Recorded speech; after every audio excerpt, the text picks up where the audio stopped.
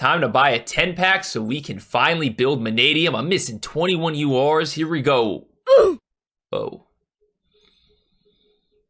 Manadium's dumb. Let's just build Gate Guardian.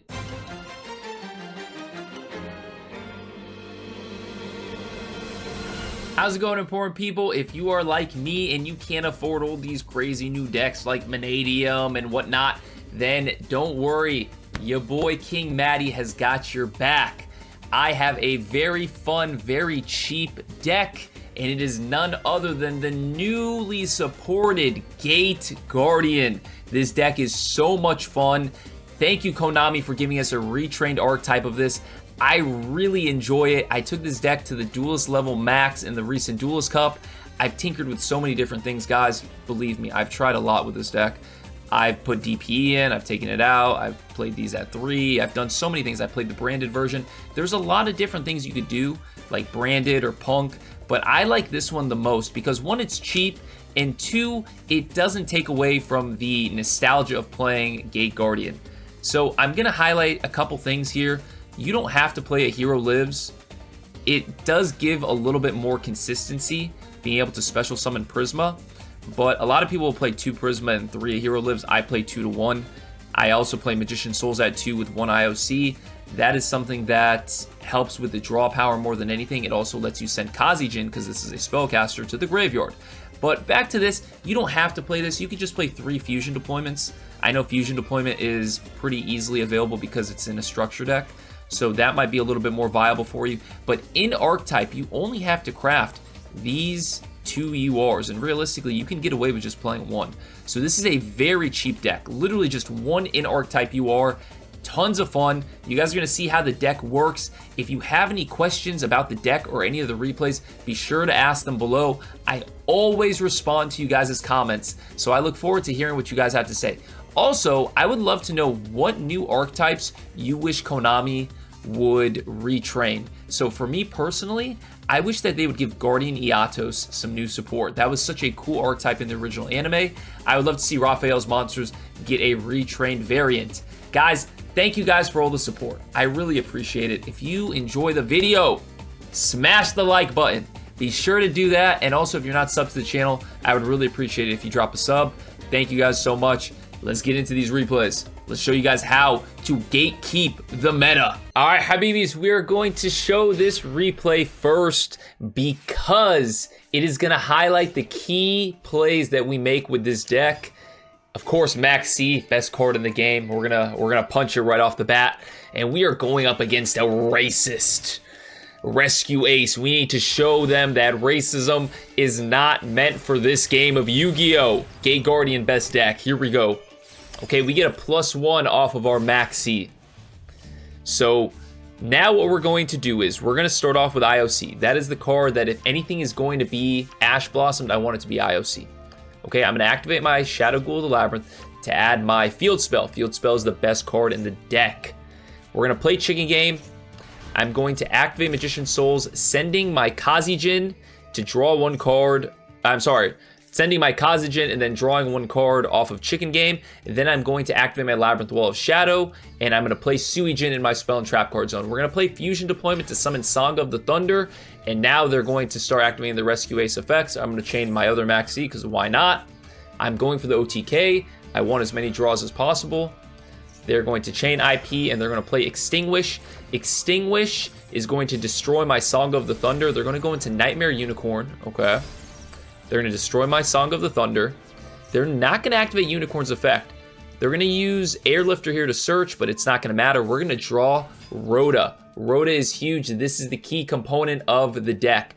We go into Armageddon Knight. We use Armageddon Knight to send Zephyros. Zephyros has a very interesting effect. You can target a face-up card on the field, return it to the hand, and special summon Zephyros. You can activate this once per duel. So we add Labyrinth Wall back to our hand, and because it is a soft once per turn, we are able to reactivate it and reapply the effect. So we're going to activate it again to put Kazijin on our deck. I'm sorry, on our Spell and Trap card zone. We're going to get rid of them for draw power. We're going to use the Labyrinth Wall as well as the Song of the Thunder, I think, or Suijin, to draw 2 cards. So because with Gate Guardian combined, we can summon it out of the graveyard by banishing cards.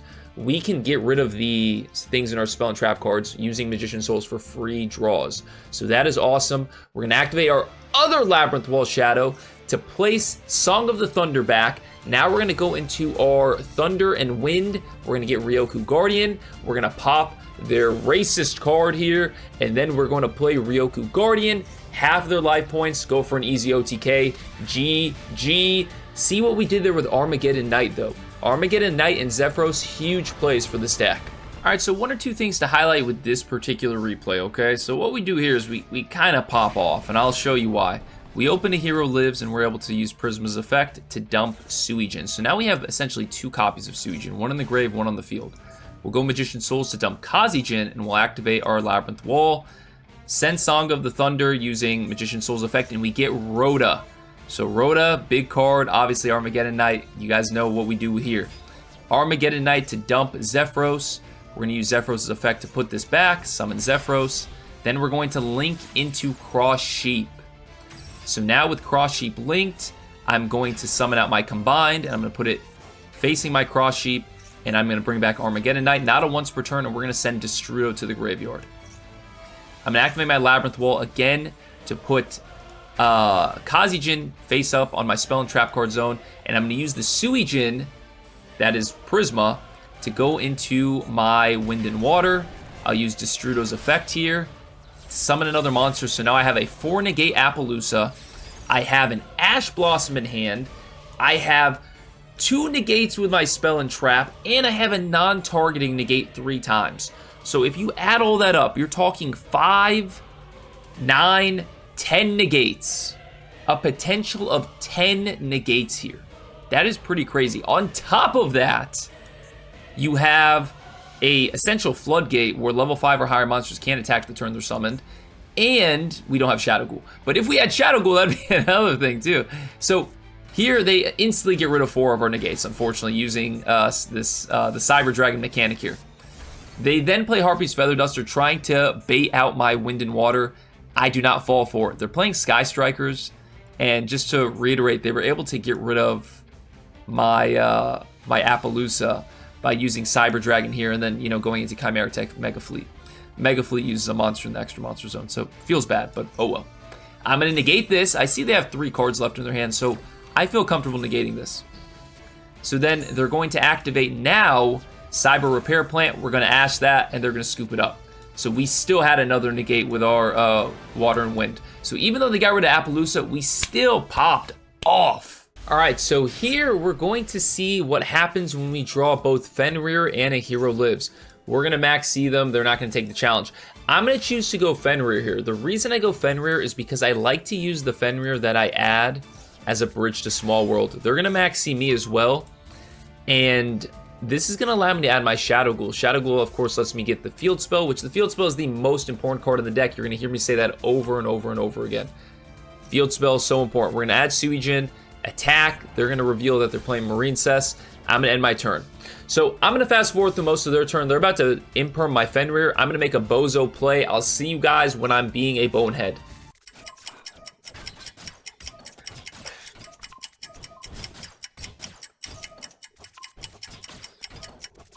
All right, here we go. We're back.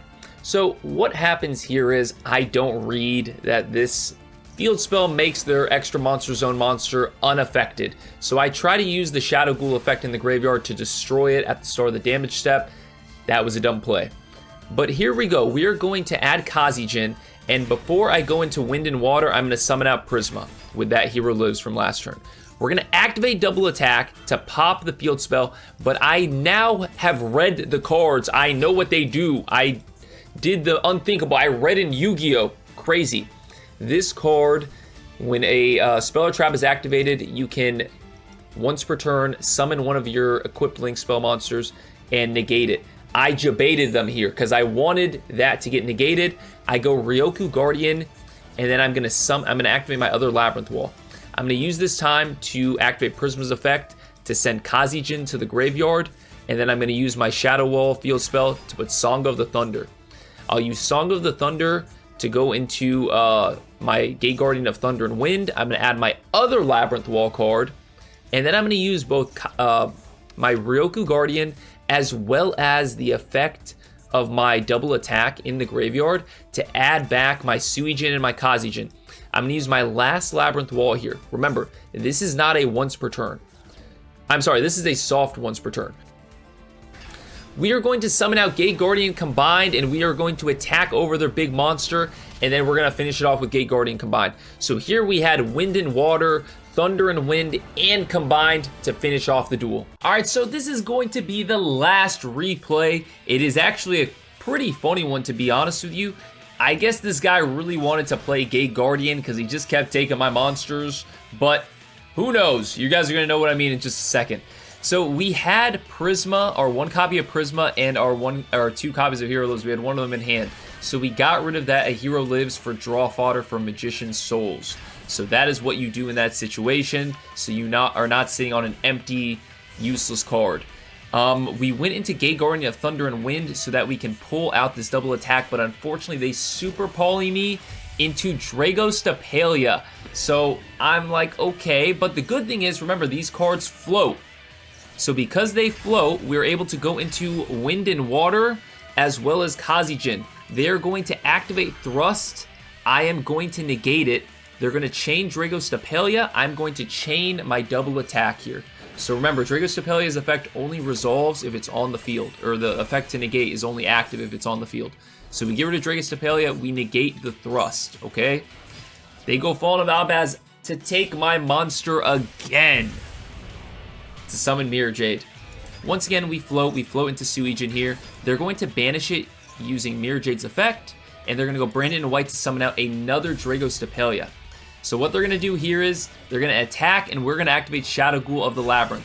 It is amazing how many people you get, caught off guard by this effect. At the start of the damage step, you can destroy the attacking monster. Very good effect. Next, they're obviously going to destroy all my cards at the end phase. They're going to attack Kazijin. We actually use Kazijin's effect. They're going to attack. Kazijin triggers to make the attack 0. They destroy their own monster. I don't know if they thought they could use Dragostapelia's effect again. But last thing we need to worry about with this individual is, well, the fact that our monsters got destroyed, but they set Branded Banishment. Remember, Branded Banishment summons a Despia or a level 8 or higher fusion monster from their graveyard, and then fusion summons using monsters from both fields. So a lot of players that play this, they like to wait until you have a monster on the field. So I'm going to make sure that I get Wind and Water out before I summon a monster. Small World is key here. I'm going to Small World. I'm going to get rid of my Droll and Lockbird. It's going to allow me to send Illusion of Chaos. And then I'm going to be able to add my Shadow Ghoul. Okay? I'm going to activate Shadow Ghoul. Shadow Ghoul will let me search for another Labyrinth Wall. Labyrinth Wall lets me set Suijin. I'm going to summon out my Wind and Water. They're going to activate it now. It's too late, bucko. We are going to negate it. Swing for 2450. And then on top of that, too, we have double attack set. So if any shenanigans come up, I didn't play Maxi right away here because I didn't want to play into Thrust, but it doesn't really matter because I got Wind and Water.